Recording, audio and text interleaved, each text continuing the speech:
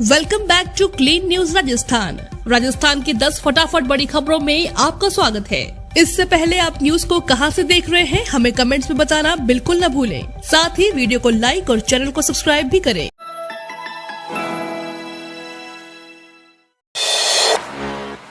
6 लाख पशुपालकों को मिलेगा पशु बीमा का लाभ। राजस्थान की गहलोत सरकार ने पशुपालकों को बड़ी राहत प्रदान की है। प्रदेश के करीब 6 लाख पशुपालकों को पशु बीमा के लाभ के दायरे में लाया गया है। सीएम गहलोत ने प्रदेश के पशुपालकों को पशुधन के माध्यम से सुदृढ़ीकरण किए जाने को लेकर सरकार ने बजट में पशुधन बीमा की घोषणा की थी। पशुपालन विभाग ने सीएम गहलोत की बजट घोषणा धरातल पर लाना शुरू कर दिया है, जिससे किसानों को पशुधन बीमा का लाभ मिल सके। पशुपालन विभाग सचिव पीसी किशन ने बताया कि राजस्थान राज्य के पशुपालकों के अमूल्य पशुधन का बीमा करवाकर बीमित पशु की मृत्यु हो जाने पर उन्हें पुनर्भरण करवाने के लिए सरकार ने पशुधन बीमा की घोषणा की थी। अब वित्त विभाग की मंजूरी के बाद इसके लिए टेंडर जारी किए जाएंगे। माना जा रहा है कि अगस्त से ये योजना लागू हो जाएगी, जिससे करीब 6 लाख पशुपालकों को इसका लाभ मिलेगा। अभी पिछले 3 सालों से पशुओं का बीमा नहीं हो रहा है, जिससे हजारों किसानों को नुकसान उठाना पड़ा है।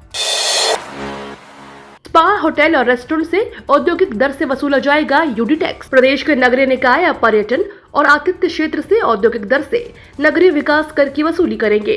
यूडीएच मंत्री शांति धारीवाल की स्वीकृति के बाद स्वायत्त शासन विभाग ने इस संबंध में अधिसूचना जारी कर दी है। मुख्यमंत्री ने बजट में इस क्षेत्र को उद्योग का दर्जा देने की घोषणा की थी। सरकार की ओर से जारी अधिसूचना के तहत होटल एवं motel, heritage hotel, budget hotel, restaurant या cafeteria, resort, sports resort, health resort, spa, camping site, amusement park, animal safari park, convention centre, museum, ropeway, tourist luxury coach के औद्योगिक दर से यूडी टैक्स की वसूली की जाएगी। साथ ही कैरावेजन, क्रूज टूरिज्म, ग्रामीण पर्यटन योजना में प्रस्तावित इकाइयां, राजस्थान निवेश प्रोत्साहन योजना के अंतर्गत लाभ प्राप्त पर्यटन इकाइयां, मुख्यमंत्री लघु उद्योग प्रोत्साहन योजना के अंतर्गत लाभ प्राप्त पर्यटन इकाइयां भी इस श्रेणी में शामिल होंगी।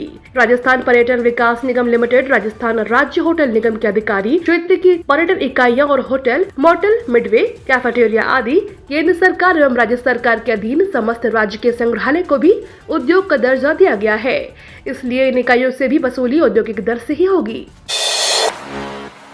राजस्थान के शिक्षा विभाग की उलझन। सरकारी स्कूलों में 1ली से 8वीं तक के बच्चों को स्कूल को दी जाने वाली यूनिफॉर्म उपलब्ध करवानी है। इस फैसले से सरकारी स्कूलों के शिक्षकों एवं संस्था प्रधानों को गर्मी की छुट्टियों में भी सोचने को मजबूर कर दिया है। कारण यह है कि 2 स्कूल यूनिफॉर्म सिलवाने के लिए सरकार 175 रुपए का ही भुगतान करेगी, जबकि 2 स्कूल यूनिफॉर्म का सिलाई खर्च 250 से 500 रुपए है। विभाग के सूत्रों के मुताबिक अगर उदयपुर में ही लाभार्थी स्टूडेंट्स की संख्या करीब 5.5 लाख है, सरकार से शिक्षा विभाग को सिर्फ 9.70 करोड़ रुपए ही मिलेंगे। न्यूनतम राशि 250 रुपए ही मानी जाए तो खर्च 13.50 करोड़ आता है। ऐसे में बाकी 3.80 करोड़ रुपए का जुगाड़ कैसे किया जाएगा? इसको लेकर शिक्षा विभाग और शिक्षकों की नींद उड़ी हुई है।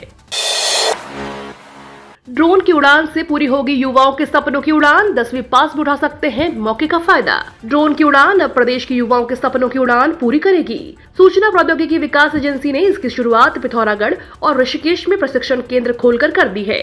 जल्द ही अन्य शहरों से भी ऐसे केंद्र खोले जाएंगे। दरअसल ड्रोन की तकनीकी लगातार आगे बढ़ रही है। इसके विकास के साथ ही पहाड़ में भी इसकी जरूरतें तेज होती जा रही है, फिर चाहे पर्यटन का क्षेत्र हो या लोगों की मूलभूत सुविधाओं का। पिछले दिनों एक निजी कंपनी ने उत्तरकाशी से देहरादून तक ड्रोन से सैंपल मांगकर इसकी महत्ता भी दिखा दी है। सोडाला एलिवेटेड पर फर्राटे से गाड़ियां दौड़ाने के लिए करना होगा वेट। सोडाला एलिवेटेड पर फर्राटे से गाड़ियां दौड़ाने के लिए अभी वेट करना होगा। 2016 से शुरू हुआ एलिवेटेड रोड को पूरा होने में अभी 1 माह का समय लगेगा। हालांकि अभी युद्ध स्तर पर काम चल रहा है, लेकिन अभी भी लोगों की राह सुगम होने में कुछ और समय लग सकता है। जयपुर में हवा सड़क पर बन रही एलिवेटेड रोड पर ट्रैफिक चलने में अभी 1 महीने का समय और लगेगा। काम पूरा करने की 31 मई डेडलाइन पर प्रोजेक्ट पूरा न होते देख जेडीए ने इसे जून तक पूरा करने की नई गाइडलाइन तय की है। अभी इस एलिवेटेड रोड पर 3 पॉइंट्स पर काम बाकी है। जेडीसी रवि जैन की माने तो इन 3 पॉइंट्स पर काम 15 जून तक पूरा कर लेंगे। काम पूरा होने के बाद करीब 10 से 12 दिन तक लोड टेस्ट किया जाएगा और उसके बाद इसे ट्रैफिक मूवमेंट के लिए खोल दिया जाएगा। बंजर भूमि में बिना पानी के करे कैर और सांगरी की खेती, होगी लाखों की कमाई। पश्चिमी राजस्थान में पैदा होने वाली सब्जी कैर और सांगरी की बाजार मांग बढ़ने लगी है। औषधीय गुणों से भरपूर इस सब्जी में रोग प्रतिरोधक क्षमता बढ़ाने तत्व सम्मिलित होते हैं। इसका सेवन स्वास्थ्य की दृष्टि से लाभकारी है। राजस्थान में कैर और सांगरी की सब्जी बनाकर खाई जाती है। बड़े बड़े आयोजनों में इसे परोसा जाता है।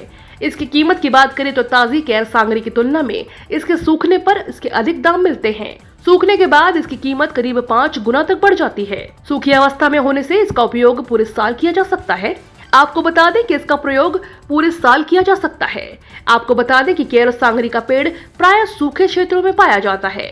यह दक्षिण और मध्य एरिया, अफ्रीका और थार के मरुस्थल में मुख्य रूप से प्राकृतिक रूप में मिलता है। दूसरे राज्यों में 1500 से 1800 रुपए प्रति किलो पर बिकते हैं, जबकि ऑनलाइन पर केर और सांगरी की कीमत 2200 से 2500 रुपए प्रति किलो तक है। मंत्री जी का वादा याद दिलाना मनरेगा कर्मियों को पड़ा महंगा, 10,000 कार्मिक होंगे निरस्त। पंचायती राज मंत्री रमेश मीणा को कांग्रेस का वादा याद दिलाना शायद मनरेगा संविदा कर्मियों को महंगा पड़ गया है। विभाग ने मनरेगा संविदा कर्मियों के अनुबंध समाप्त करने के आदेश दे दिए हैं।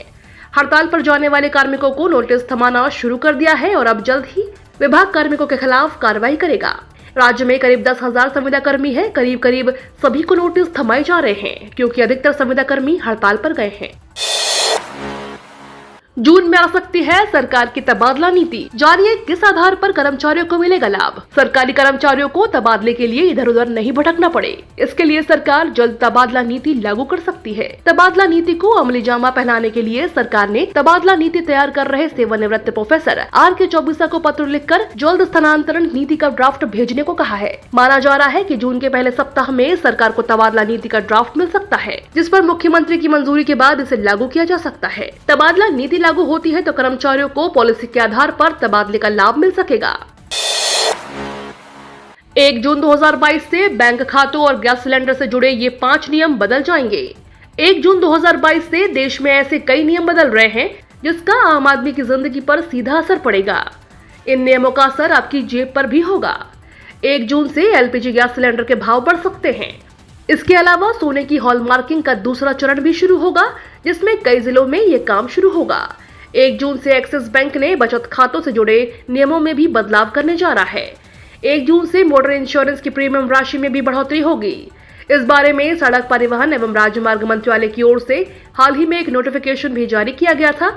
इस नोटिफिकेशन के हिसाब से 1000 सीसी वाली कारों के इंश्योरेंस की प्रीमियम राशि 2094 रुपए होगा। 1500 सीसी की कारों का प्रीमियम जो पहले 3221 रुपए था, उसे बढ़ाकर 3416 रुपए कर दिया गया है।